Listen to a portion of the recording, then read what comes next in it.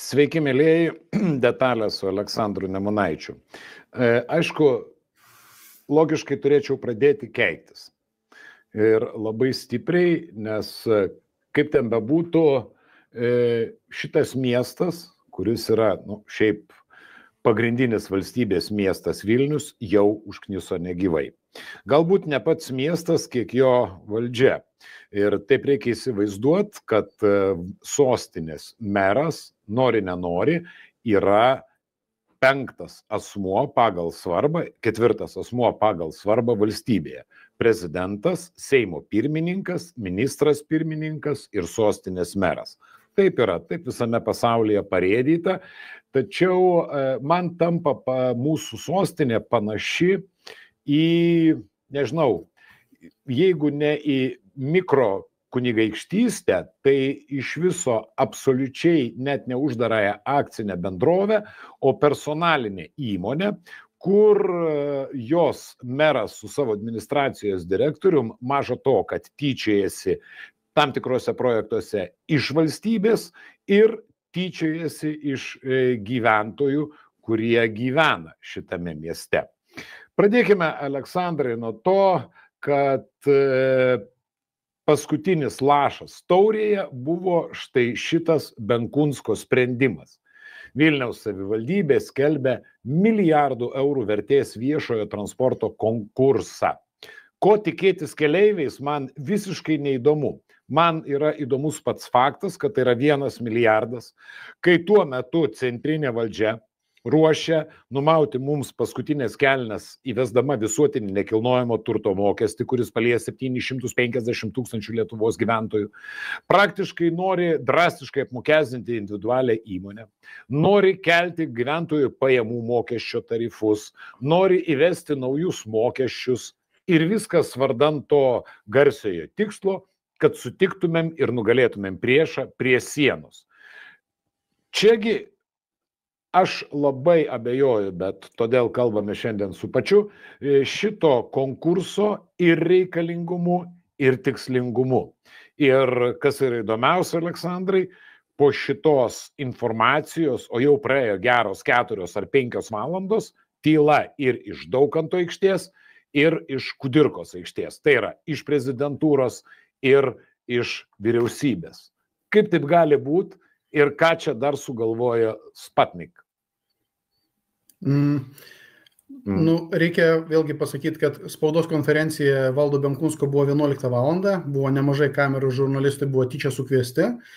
Ar jie vėliau keliavo iki Daukanto ar Kudirkos, tai nežinau, tarsi matysim per žinias, kaip tavo, iš tikrųjų, tas ištrauka yra iš Delfio, Delfi pirmieji paskelbė.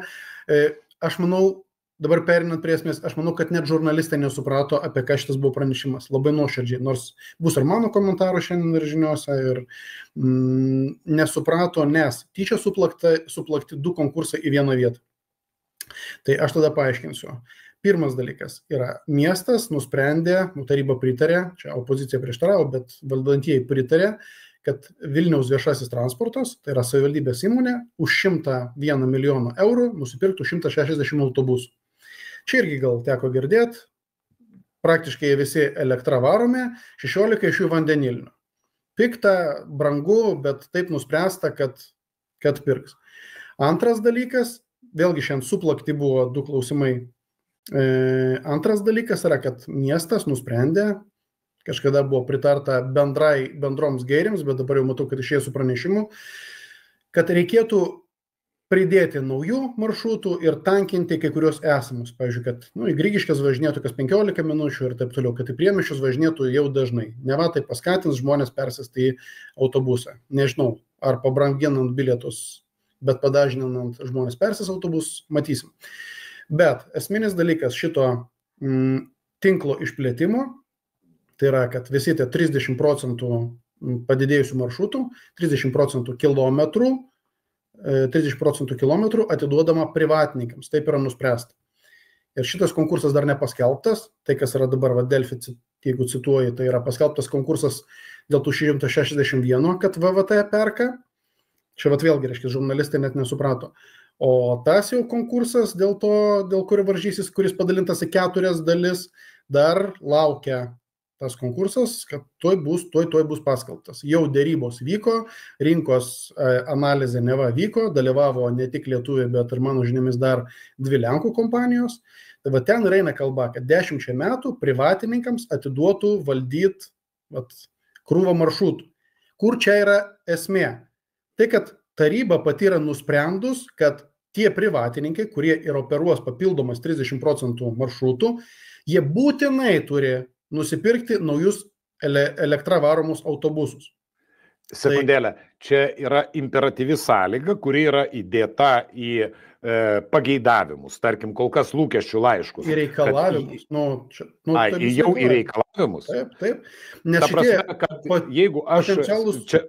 Sekundėlę, jeigu aš darau ten didinų maršrutų skaičių ir jeigu pas mane ateina kažkokie privatūs vežėjai, jiem būtina ateimo sąlyga yra štai tie elektriniai autobusai. Taip, jie jau dabar derasi su gamintojais, kelintais metais jie gautų. Tai konkursas, kuris planuojamas būtų paskelbti, tai bus, kad jiems būtinai reikia naujų. Kažkas, pavyzdžiui, pasiema ten 2 naujus maršrutus ir ten kažkur tankina. Atiduoda, nežinau, tiek ir tiek kilometrų kautrai.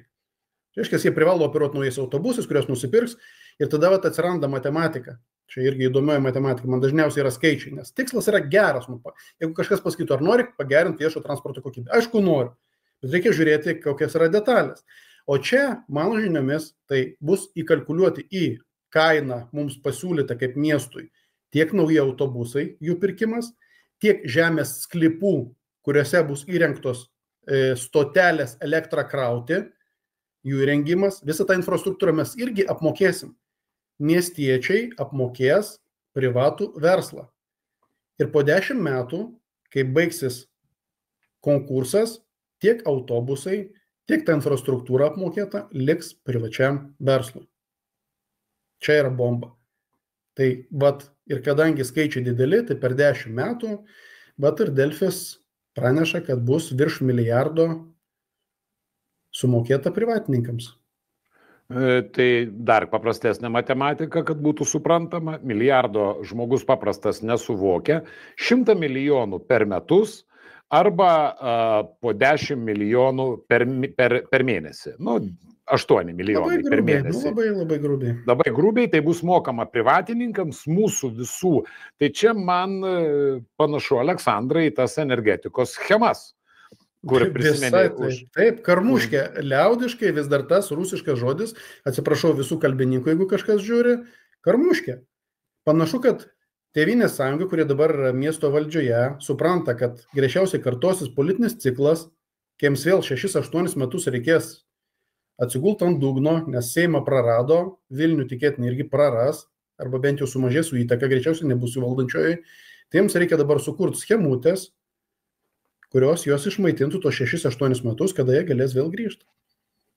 Bet dabar, Aleksandrai, vėlgi su tais autobusais. Aš girdėjau čia prieš, ar tu pats rašei, kad buvo kažkoks tai super planas to pačio Benkunsko pirkti vandenilinius autobusus. Tai bet čia tas ir yra, ta antra dalis. Sakau, čia ir tyčia suplakta, kad net žurnalistai matau nesuprato. Tai vakar paskelbtas tas konkursas pirkti savivaldybei autobusus.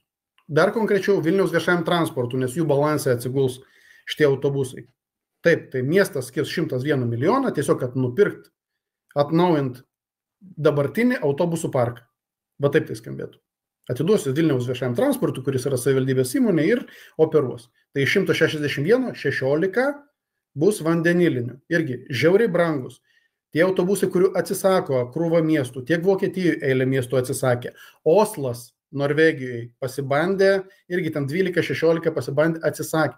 Tiesiog per brangi eksploatacija. Kartais kainuoja brangiau eksploatuoti tokį autobusą negu elektrinį. Ir kartai dar daugiau, jeigu lygintume su dizeliniu. Tai iš viso nebesuprantama tada, kaip sako profesorius Kuodis, kaštų ir naudos analizė. Bet jisai vėlgi šią savaitę labai gerai pasakė. Niekur mūsų valstybėje nenaudojama kaštų ir naudos analizė. Ar tai būtų konservatoriai, o tuo labiau socialdemokratai. Šaly, sakau, yra didžiausias priešas esame mes patys, kai mes politikas gana svarbias ir atsakingas darom be kaštų naudos analizės. Ir sakau, dėja šito metodo nei konservatoriai nepaėmė, nei jo labiau kokie nors socialdemokratai, kuriems patogiau taip galbūt ten naviguoti šitokioj pilkose vandenyse. Nu, visiškai teisingai, tai mes net kaštų naudos analizės jau ten bandėm pajuokauti, supratom, kad net nelabai supranta, ko klausiam, tai bandėm paprastesnius skaičius bent jau gauti. Vat aš dabar atsiribuojant ir, tarkim, kalbėkime apie tą autoparko atnaujinimą Vilniaus viešajam transportui. Tai sakom, tai žiūrėk, jeigu bandai atnaujant autoparką ir vietų dizelinių prisipirkti krūvą elektrinių, nu, tai logika sako, kad lygtais turėtų pigiau kainuoti eksploataciją, turėtume mažiau mokėti už pravažiuotą kilometrą. Tai sakom, tai kokia buvo vidutinė kilometro kaina dabar ir kokią planuojat, kad jinai bus po to, kai atsinaujinsit. Tai net tokio dalyko negaunam. Reiškia, nėra planavimo kaip tokio. Nei analizės, nei planavimo nesuprantama. Apart to, kad įsisavint pinigus arba padėti kažkam įsisavint, neegzistuoja kitokios matematikos. Nu, negali savo atsakyti. Žiūrėk, mes netgi jeigu perkam, kokia nors privatininkas perka automobilį ir taip paskaičiuoti, kiek jis valgo ant 100 km, kiek man kainuos. Dalis žmonių elektromobilius perka pagal tai, nes jis mato, daug važinėjo, arba čia tik miestečių, žodžiu, jis suskaičiuoja ir kiek jam kainuos automobilis, ir kiek jam kainuos eksploatacija. Labai natūralūs klausimai. Natūralūs klausimai mums. Nu. Mums taip, bet tu čia paminėjai vieną frazę. Įsisavinti pinigus. Kieno pinigus? Mūsų visų. Ir atiduoti jiems? Nu, yra būrelis žmonių, kurie pretenduoja į tai. Ir panašu, kad Valdas Benkunskas, ką veikia jau dabar pusę kadencijos, nes jau praėjo 2 metai iš 4, lygiai pusę kadencijos iš esmės. Ką jis daro, tai panašu, kad kažko to, ko žmonės tikisi, tai jis nedaro, bet jis vis bando sugalvoti kažkokias schemutes, iš kur galima tokius, nelabai skaidriai panašu, kad saviems padalinti. Bet Aleksandrai, sugalvoti schemutes. Čia yra kertinis žodis schemutės, kurios praeina. Bet čia yra kertinis žodis. Jos praeina. Niekas jų nekvestionuoja išskyrus Aleksandro Nemunaičio. Nekvestionuoja STT, nekvestionuoja FNTT. Nėra, pavyzdžiui, prokurorai atsisako ginti viešą interesą.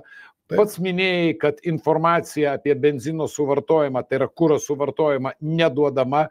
Pats rašei ne vieną kartą, kad netgi ir po teismo sprendimo, kad tau privalo duoti informaciją savivaldybė, jie vis tiek jos neduoda. Tai man toks įspūdis, kad čia ne miestas, o Benkunsko privati įmonė. Labai keista ir labai gaila, kad iš tikrųjų, kad teisėsaugos institucijos neįsikiša į tokį dalyką. Nes tai turėtų įsikišti, iš tikrųjų, net pagal tą informaciją, kurią viešoje erdvėje visi matom, jau tikrai daug klausimų turėtų būti. Ir tai, kad yra įstatymų pažeidimai, jau dabar tais ir teismas konstatavo, kad negali neduoti informacijos tarybos nariui. Jau labiau, kad mano atveju aš prašiau tos informacijos, kurią turi teisę gauti bet kas, bet koks Lietuvos pilietis, tai ko aš prašiau, gali reikalauti. Jam tiesiog būtų taikomas kitas terminas. Man privalo kaip tarybos nariui duoti per 5 darbo dienas, paprastam žmogui per 30 darbo dienų privalu atsakyti ir pasakyti, kaip, pavyzdžiui, buvo naudojama vienokia arba kitokia suma. Kiek kainuoja vienokios ar kitokios gatvės asfaltavimas. Tai yra, taip turi būti, bet taip nėra.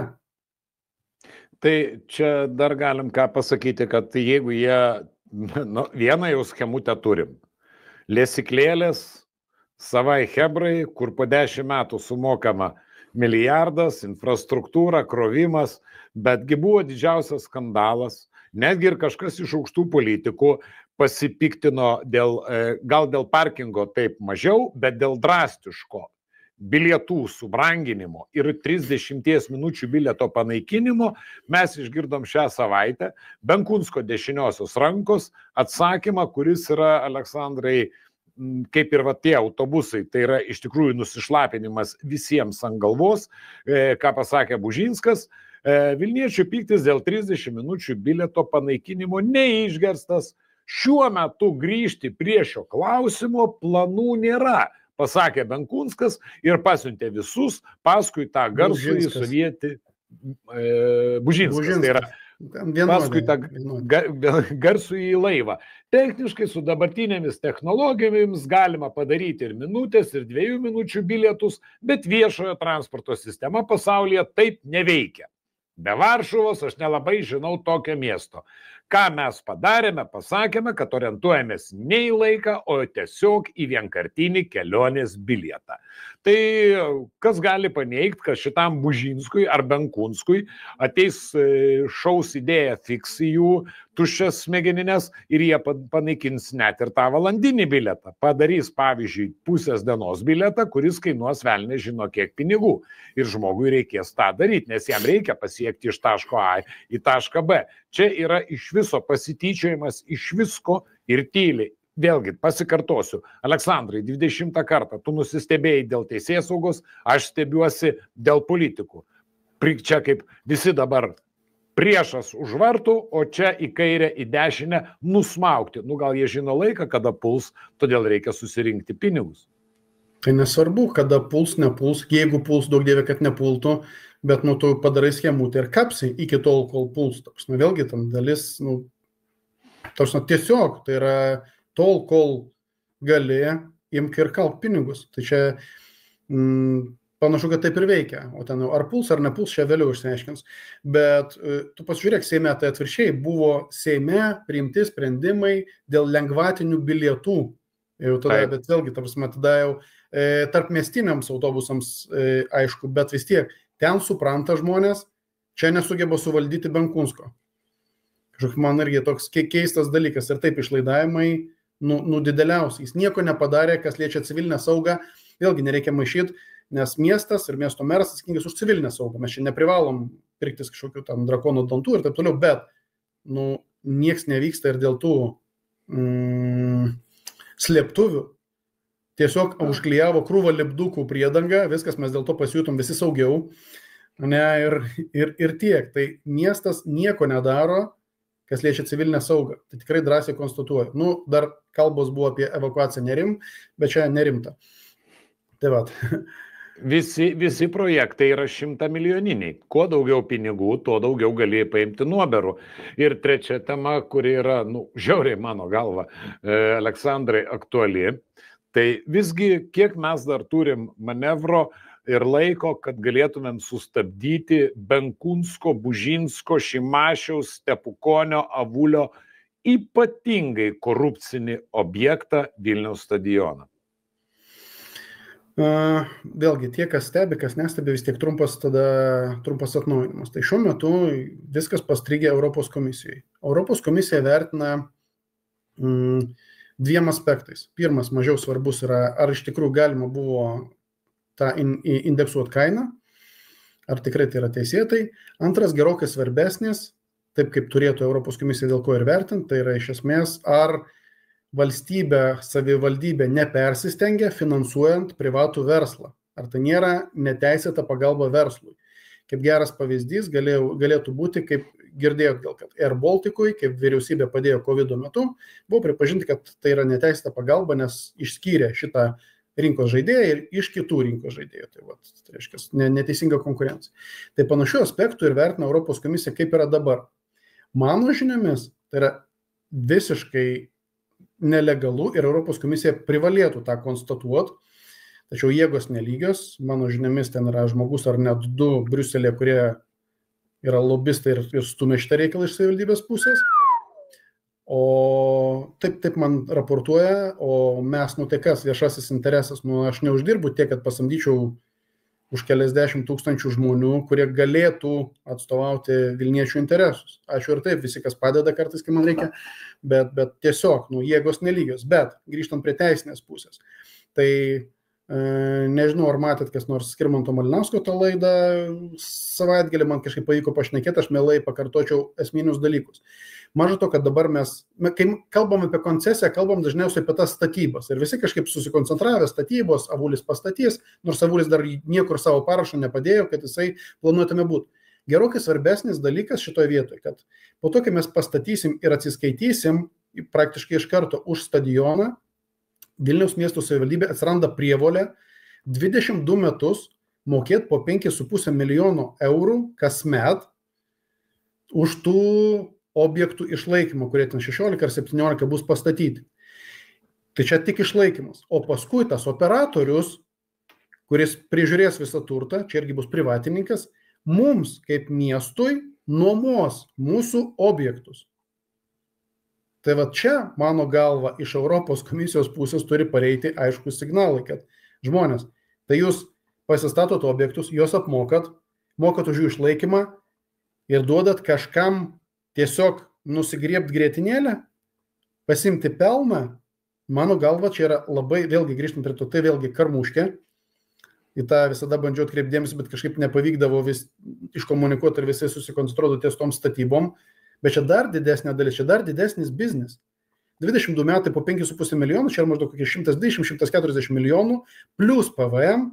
Šita suma gali būti indeksuojama, jau čia net nereikės kitą kartą eiti tokiu kryžiaus keliu, kas bevaldytų miesto. Tiesiog sutars, kad iš tikrųjų infliacija dar kažkas, tai dar didės tas sumos, plus mes nuomuosim savo objektus. Ten bus šalia to didelio stadiono dar 4 aikštynai, tai nežinau, kokia nors vaikų futbolo akademija nuspręs ten sportuoti, tai mes mokėsim rinkos kainą. Čia irgi labai svarbus dalykas. Nuolaidų savivaldybė jokių neturės. Galės tik tai turėti prioritetinę tvarką, pasiimti tam tikrus laikus, kad vaikai sportuotų vaikams skirtų laikų. Tiek galės, bet mokės vis tik rinkos kainą. Tai yra išaiškinimus ir kontrolieriaus savivaldybės ir taip toliau, kad kainos mes neturėsim. Mes nuomosim rinkos kainą savo objektus. Kaip tai skamba? Iš kažkieno galimai draugų, bet žiūrėk, čia taip apibendrinant, konservatoriai yra genijai.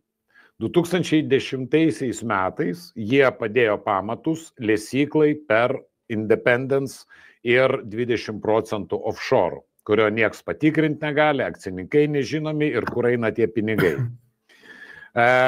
Antras variantas - visa energetikos sistema, kurios 25% yra privačių asmenų rankose, nežinom kas, kur ir kaip, įkalti įstatymai.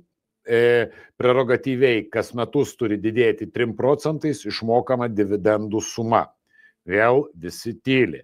Benkunsko stadionas kaip stadionas, bet aplipę tie visi koralai, kuriuos mums už mūsų pinigus pastatytus nuomos privatininkai ir finalas milijardinis projektas su autobusais, kur, kaip pats sakei, po 20 metų visa infrastruktūra, po 10 metų, jau po 10, pereis į privatininkų rankas. Nu, dar neužmirškime baterijas, kurias mes pirkome už ES už 200 milijonų, atidavė Litgridui, o paskui jos pereis privatininkams, nes jau bus šiek tiek padėvėtos. Schemutės puikios, idealios. Ir sakyk, kodėl tyla?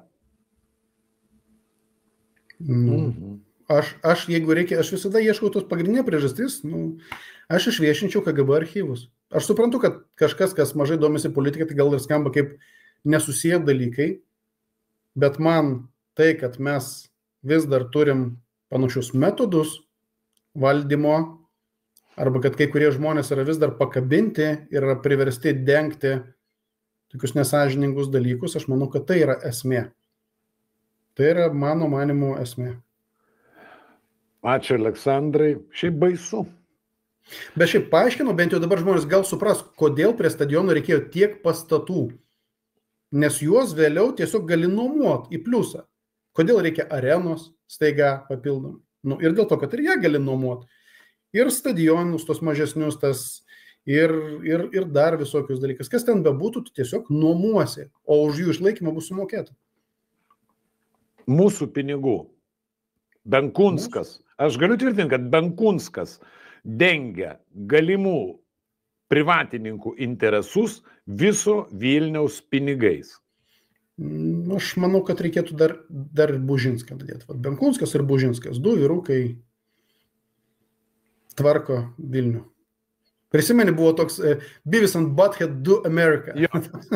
Ja. Jie maždaug, kad ir panašus vizualiai, tai Benkunskas ir Man, Bužinskas. sakau, man vis tiek nervas yra tame, Aleksandrai, kad į tai nekreipia dėmesio niekas.